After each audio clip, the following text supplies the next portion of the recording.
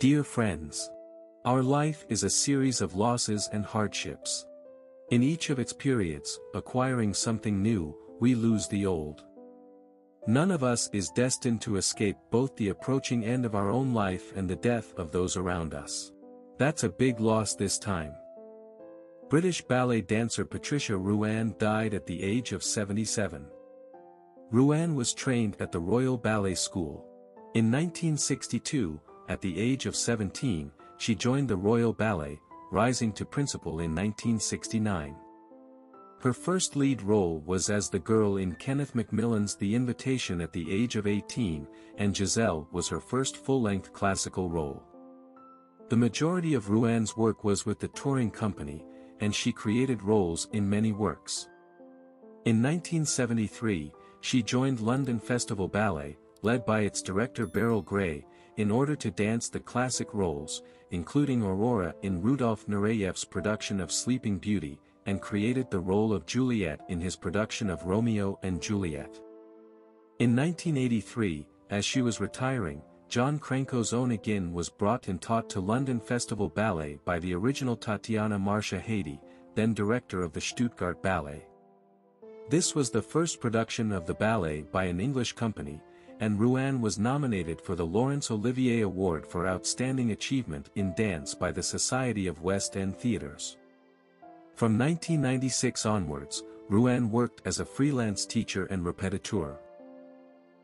American football coach and executive John McVay died at the age of 91. John McVay, the executive who helped launch the San Francisco 49ers dynasty and grandfather of Rams coach Sean McVay. McVay spent 22 seasons with the 49ers starting in 1979 in various capacities. He played an integral role along with coach Bill Walsh in building one of the league's greatest dynasties that won 5 Super Bowl titles in a span of 14 seasons.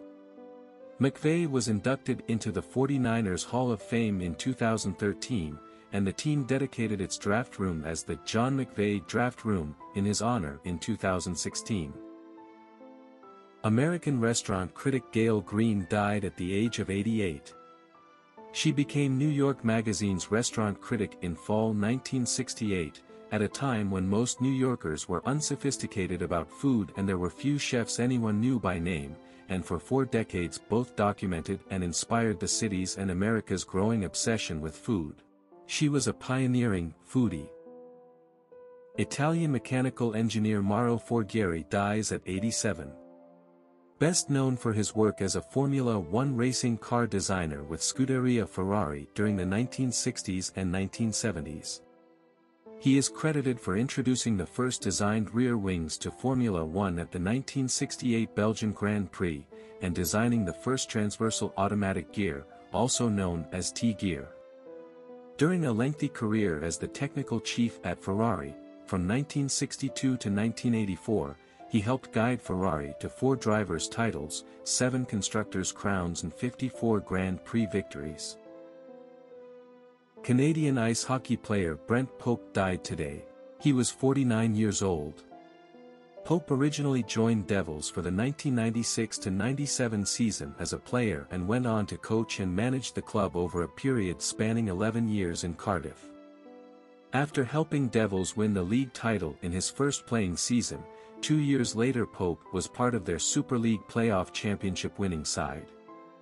After stints with Nottingham Panthers and London Knights in the Super League, then London and Basingstoke in the Elite League, he eventually returned to Cardiff as an assistant coach in the 2006-2007 season. Pope spent another 7 years with Devils, originally as an assistant coach, then as general manager, head of the Community Foundation and eventually director of operations. He even stepped behind the bench in his final season with Devils for a brief stint during the 2013-14 season. Pope also excelled as a BBC Sport commentator for ice hockey at 3 Winter Olympics, sharing his expertise at 2006 Turin, 2010 Vancouver, and 2014 Sochi.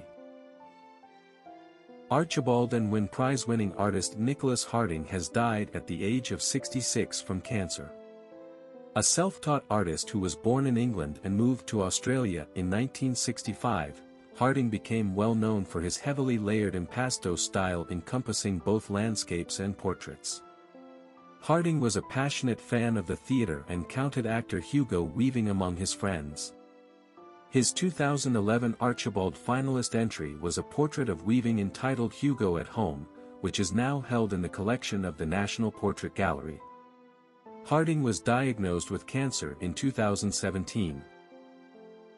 Kenyan middle distance runner, Olympic silver medalist Wilson Kiprugut died at the age of 84. He competed at the 1964 and 1968 Olympics and won 2 medals in the 800 meters event. In 1964 he also ran 400 meters, but failed to reach the final. He was the first Kenyan athlete to win an Olympic medal. In 2010 he won the Kenyan Sports Personality of the Year award. American boxer and boxing coach Ray Rogers died at the age of 87. An Oklahoma native, Rogers began boxing in 1947 at the age of 11, lettering in the sport in Shawnee where he fought against many older boxers. He later opened the Ray Rogers Boxing Club in Little Rock in 1987 where he worked with hundreds of young fighters, and in 1998 the Arkansas Times named him an Arkansas hero for his work with underprivileged kids. Rogers served as president of the National Golden Gloves organization in 1982 and was ultimately responsible for bringing the championships to Arkansas. He was inducted into the National Silver Gloves Hall of Fame in 2001 and the Golden Gloves Hall of Fame in 2002. In 2019, Rogers was inducted into the third class of the USA Boxing Alumni Association Hall of Fame along with former world heavyweight champions Joe Frazier and George Foreman. American politician and lawyer, member of the U.S. House of Representatives and Kentucky Senate Romano Mazzoli died today. He was 89 years old. Mazzoli was elected to the U.S. House of Representatives in 1970, defeating Republican incumbent William Cowger by 211 votes, the closest House election of that year.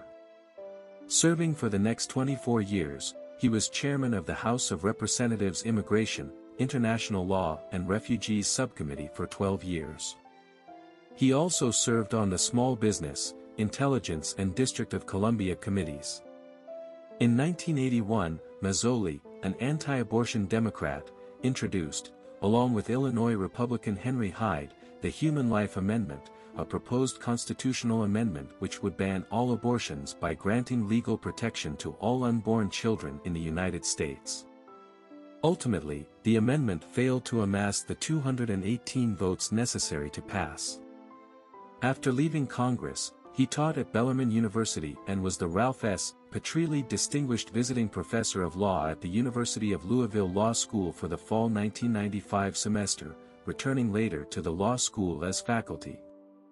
In 2002, Mazzoli was a fellow at the Institute of Politics at Harvard University's John F. Kennedy School of Government. He graduated with a master's in public administration from Harvard's Kennedy School of Government in June 2004. Hong Kong actor Alan Tsui Chung-san died at the age of 70. He was known for being an action director and stuntman. Tsui was known for films such as The Rebellious Reign, Kung Fu vs. Yoga, and Seven Grandmasters, as well as other various Taiwanese television shows. Tsui directed several wireless television series. He was critically acclaimed for choreography and co-directing Qing Shutung's A Chinese Ghost Story.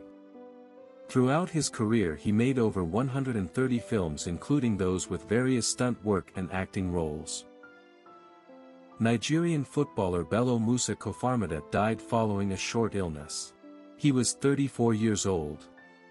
He sealed a deal with IK Start of Norway, following a spate of trials with the team. With Kano Pillars FC he won the Nigerian Premier League for 2007 to 2008 and was with 11 goals the top scorer. In August 2008 he was on a trial at Austria's LAC and played one friendly game. The forward returned from Europe to Pillars at the start of the 2008 season. He joined Heartland in January 2010 for a fee of 5 million naira. After 2.5 years left Heartland FC and signed with Nigerian Premier League rival Kano Pillars FC.